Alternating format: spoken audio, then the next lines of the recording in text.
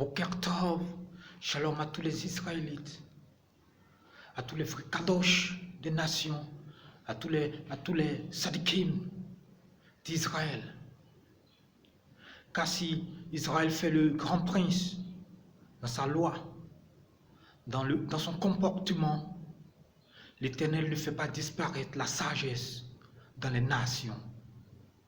Même dans les nations les nations les plus perverses, la sagesse ne peut disparaître, car la sagesse est comme une perche que le Seigneur, dans sa miséricorde, tend comme rédemption, suffisant le grand rédempteur pour toutes les nations.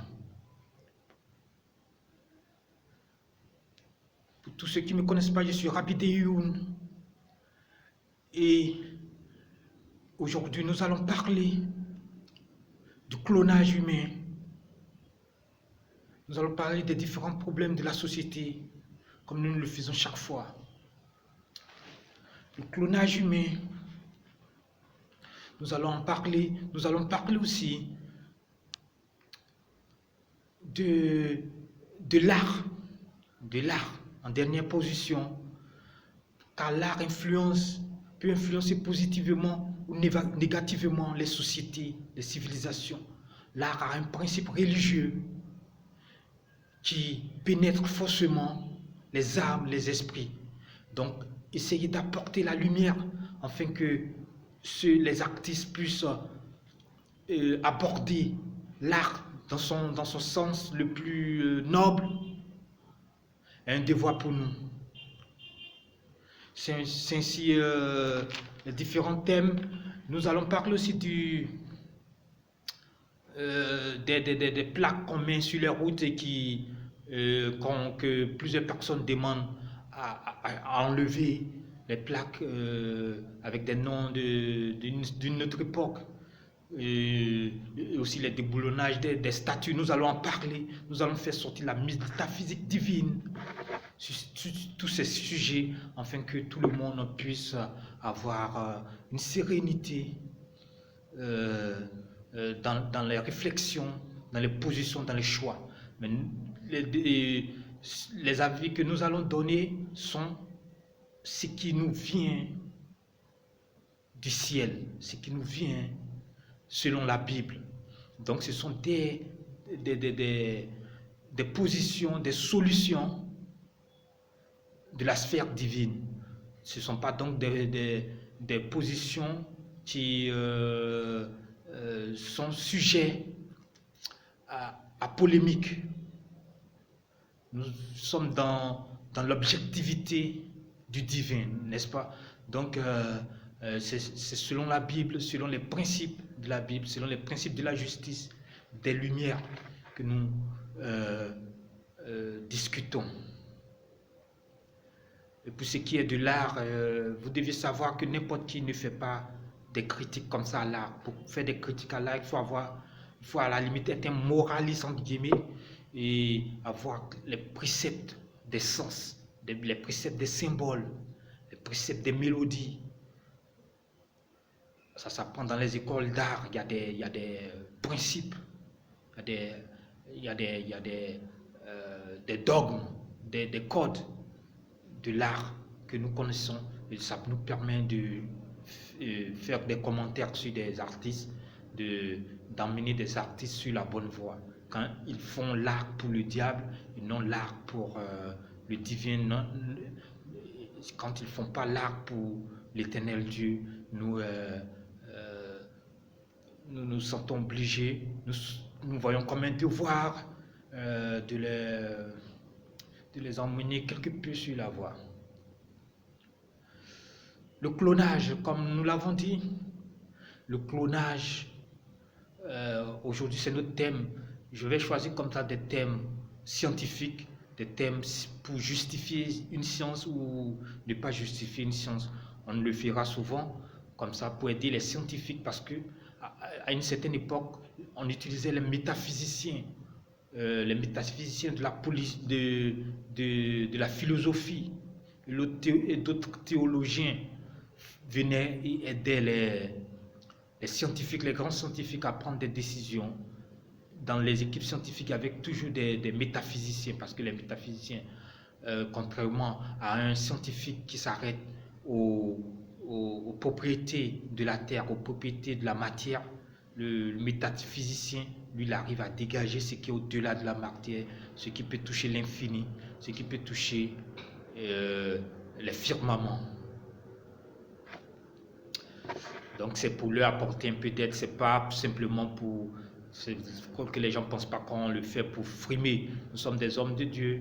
Moi je suis Rabbi Teyoun, je suis israélite et je ne vais pas me permettre de venir ici mentir, dire des conneries pour que simplement pour me faire voir. C'est pas ça qui m'intéresse. Pour l'occasion, comme nous faisons le bien, nous faisons l'œuvre du bien, comme nous sommes enclins au bien. Vous qui voulez aussi lutter avec nous, qui voulez être en phase avec nous, n'hésitez pas à liker nos vidéos afin que l'appréciation et l'émission de notre vidéo soit plus grande. Et n'hésitez pas non plus à faire des commentaires. Même si vous n'êtes pas d'accord, n'hésitez pas à faire des commentaires et partager nos vidéos dès maintenant là, en dessous de la vidéo, dans la partie partager, vous pouvez aller puis partager la vidéo. Et liker aussi, pour l'occasion. Ça nous donne du baume au cœur et ça permet de faire avancer l'œuvre du Seigneur. Parce que nous faisons la morale.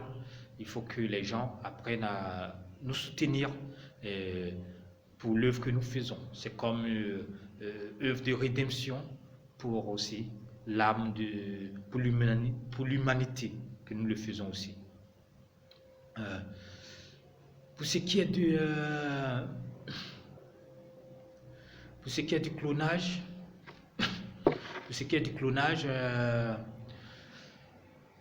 le clonage, c'est le fait de prendre l'ADN, d'un homme, d'un animal ou d'une plante et à partir de l'ADN, faire sortir les propriétés de l'être et dupliquer l'être, le faire en plusieurs. En prenant l'essence même de l'être, je parle philosophiquement, hein, bon, ils vont te parler dans un sens génétique, les gènes de l'être et tout. Ils vont parler de phonétype, de génotype et consorts. Moi, je te parle un peu dans un sens théologique, dans un sens de la métaphysique divine. Donc, c'est prendre ainsi l'essence de l'homme et dupliquer l'homme. Le faire, c'est pas noble de le faire. Parce que à partir de là, je dis que la génétique est une mauvaise science. On peut vivre sans la génétique facilement. Je n'ai pas dit la biologie entière. Hein. Je parle de ce domaine spécifique qui est la génétique. L'homme n'a pas besoin de faire de la génétique. C'est une science qui vient certainement d'une autre sphère que la Terre. C'est certainement des êtres qui ne recherchent pas la révélation de Dieu par l'esprit et l'âme, qui inventent de telles disciplines, qui inventent de telles sciences. Mais ceux qui cherchent la révélation de Dieu par la Torah, par l'âme, par l'esprit, ont une autre vision de l'évolution. Ceux-là ne font pas de la génétique, donc c'est plus quelque chose qui n'est pas de la terre, ce genre de choses. Je ne vais pas donner des détails parce qu'on sait qu'on n'est pas tout seul. On sait qu'à une certaine époque, les êtres du ciel, les béné Elohim du ciel, les fils du ciel, comme on peut le traduire aussi autrement, les fils des forces du ciel venaient sur terre. Donc ces êtres dont la Bible parle dans la Genèse, parce que nous ne parlons pas comme ça sans des références quoi, à la base. Voilà, nous parlons en allant sur le chemin de la Torah, euh, en cherchant la vérité de la Torah. Étant dit, euh, la génétique n'est pas une bonne science, et surtout cette génétique qui fait du clonage est une mauvaise science. C'est une mauvaise science, pourquoi? Je vais l'expliquer métaphysiquement. Vous savez, quand un être est créé par Dieu, les êtres du bien sont créés par Dieu, les êtres du mal sont créés par les autres êtres qui deviennent maléfiques aussi.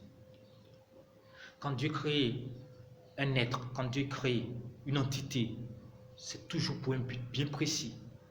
C'est toujours pour atteindre un bien précis. Dieu ne crée pas un être comme ça, est nihilo, sans un but précis.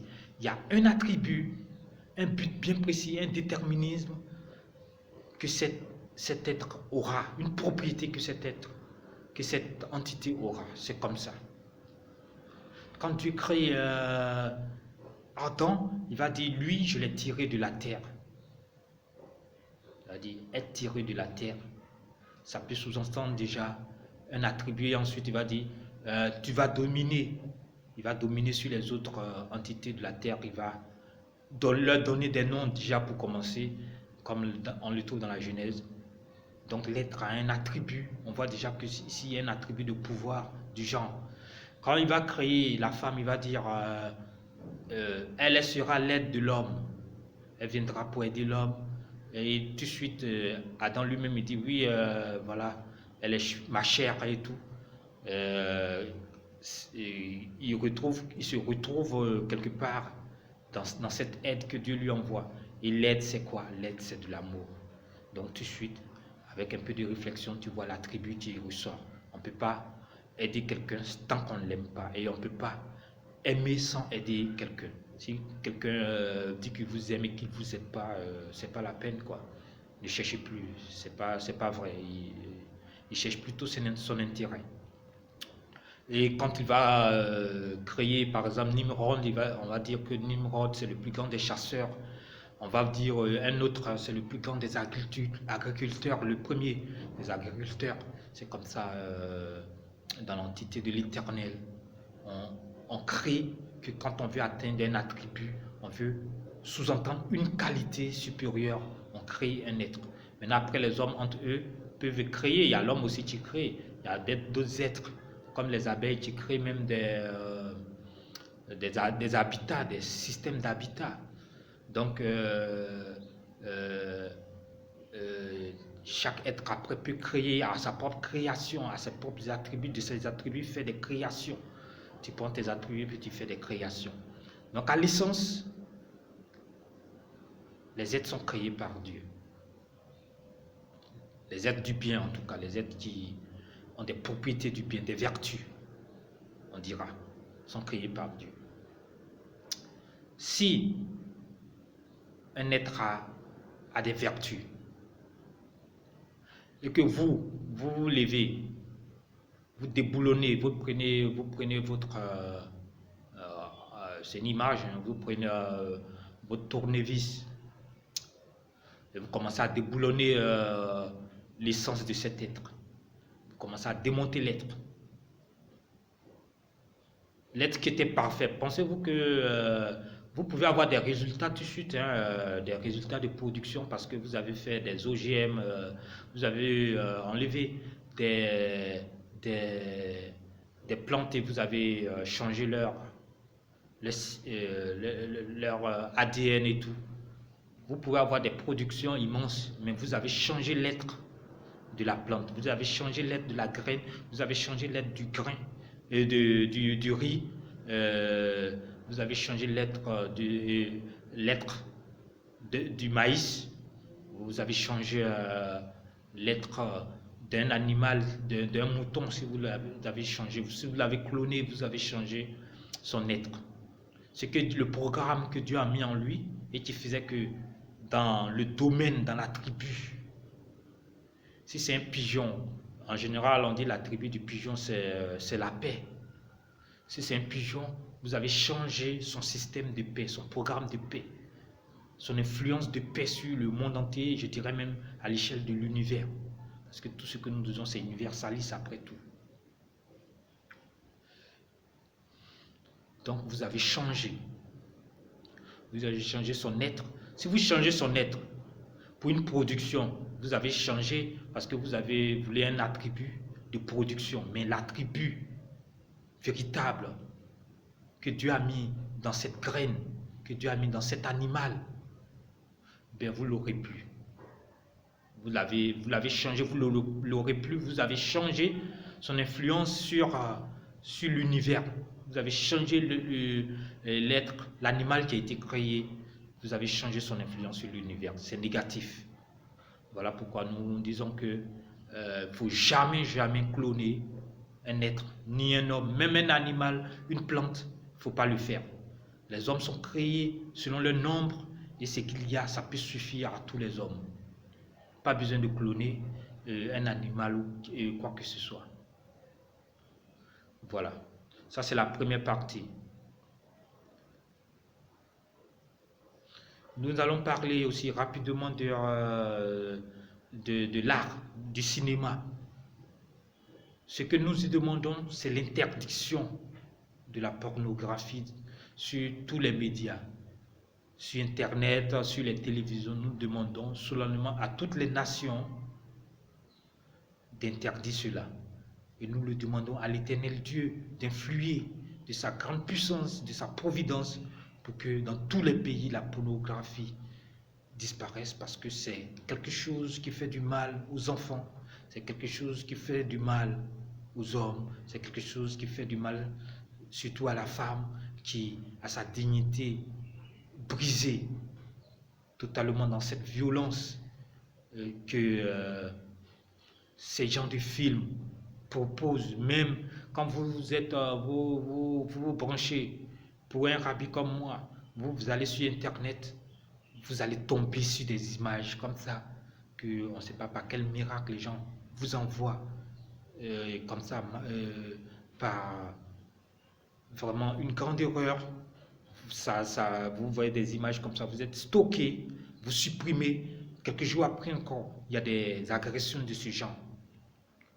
C'est pas bon. Nous demandons aux nations de supprimer cela, d'interdire cela, comme regardez la Chine, qui n'est pas un pays modèle. La Chine n'est pas un pays modèle. La Chine a eu à interdire ça. Donc je suppose que beaucoup de nations qui se respectent peuvent interdire ce genre de choses. C'est la moindre des choses d'ailleurs. Ça c'est pour l'art, le cinéma. Et si on parlait des rues, c'est le dernier sujet. Des rues qu'il faut dont on doit changer les noms et tout. Ça c'est un thème du moment. Nous dirons simplement que oui, on doit changer les rues parce que les noms des rues influent sur le quartier, influent sur la morale, sur les mœurs. Si vous prenez le nom d'un dictateur, de quelqu'un qui était mauvais, l'esprit de cette personne, vous maintenez l'esprit de cette personne et c'est comme les principes de l'idolâtrie. Dans la Bible, Dieu dit, tu ne feras pas d'idolâtrie, tu n'auras pas d'image, tu n'auras pas de statuettes, des êtres du ciel, de la terre aussi, des êtres du dessous de la terre. C'est ce que la loi demande. Donc ce n'est pas seulement les êtres du ciel. Donc ceux qui sont morts, qui sont dans le sous-sol, il ne faut pas leur faire des statues qu'on dépose dans les rues. Ou ça alors c'est de l'idolâtrie. Pourquoi lui et pourquoi pas un autre? Pourquoi pas un religieux? Pourquoi lui? Ça devient forcément politique. Donc il faut mettre des plaques d'hommes sages, d'hommes intelligents. Et aussi on peut mettre des plaques pour des noms, des valeurs.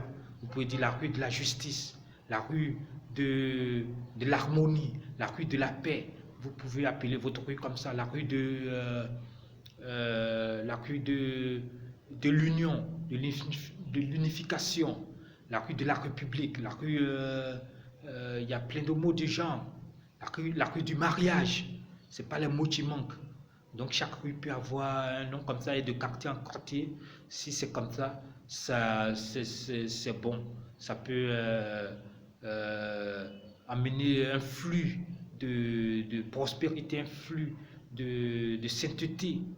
Que prendre un nom dont vous doutez, un nom qui fait qu'il y a des controverses, un nom d'un dictateur qui est resté 40 ans au pouvoir, d'un dictateur qui est resté très longtemps au pouvoir, d'un dictateur qui a primé les gens, qui a tué les gens, au lieu de prendre son nom forcément et de vouloir l'imposer, le nom d'un putschiste, on ne sait jamais, de vouloir l'imposer. Moi, je ne vais pas faire des critiques sur Sankara, par exemple, mais on sait aussi que Sankara était un putschiste qui a duré quand même au pouvoir plus de 5 ans. Il n'a pas donné le pouvoir aux civils. Bon, je ne vais pas parler de sa mémoire ici, mais on n'est pas obligé de prendre son nom et de donner ça à une rue, par exemple. Sinon, après, vous aurez des putschistes et vous serez étonné d'avoir des putschistes. Voilà, c'est ce que j'avais dit. Et puis pour ce qui est de l'artiste, Caris, je pense que son titre, le Goulag, j'ai regardé parce que moi je vérifie un peu moralement sur l'éthique, ce que les gens font, après pour pouvoir me prononcer. Le clip n'est pas propre.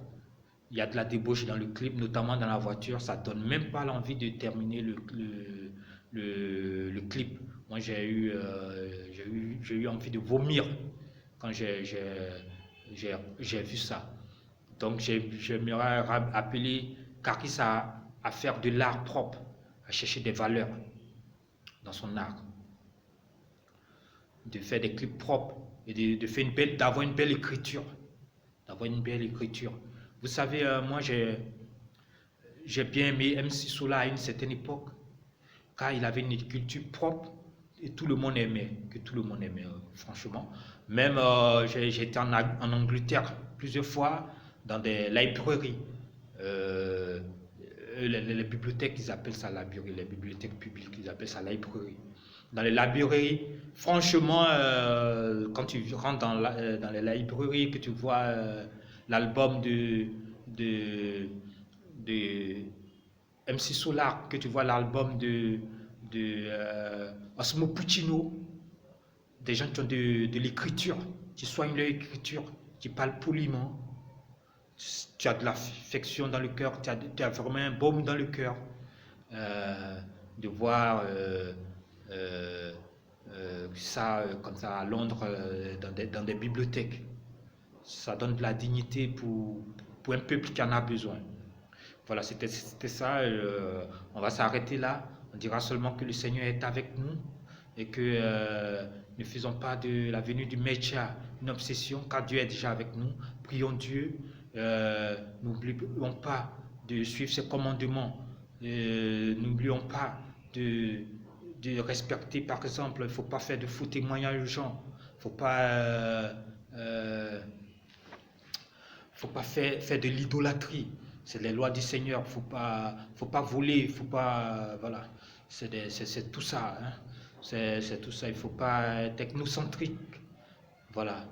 Il faut chercher les autres. Il faut avoir de l'humanité. Voilà ce que nous prônons. Voilà. Baruch Hashem, Baruch Elohim, Yahweh. N'oubliez pas de liker et de partager. Amen.